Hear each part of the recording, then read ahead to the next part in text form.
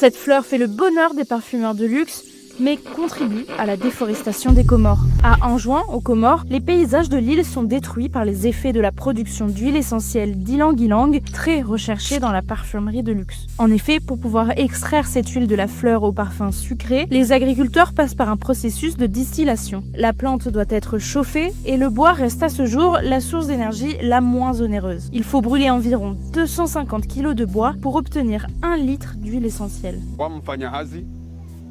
Il y a nous, les producteurs, et il y a les responsables, qui sont les pouvoirs publics.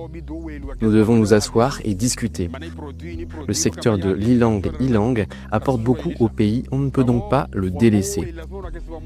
Il faut qu'il trouve les voies et moyens pour que la production continue, sans que cela détruise l'environnement.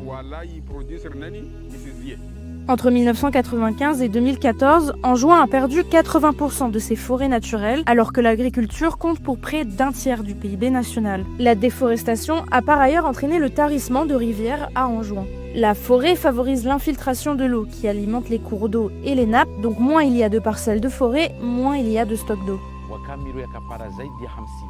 En 1925, il y avait 50 cours d'eau avec un fort débit tout au long de l'année. Maintenant, il y en a beaucoup moins à cause notamment de la déforestation. On coupe les arbres et on n'en plante pas. Le gouvernement comorien compte se lancer dans une reforestation. Une campagne de reboisement impliquant la population sera bientôt lancée.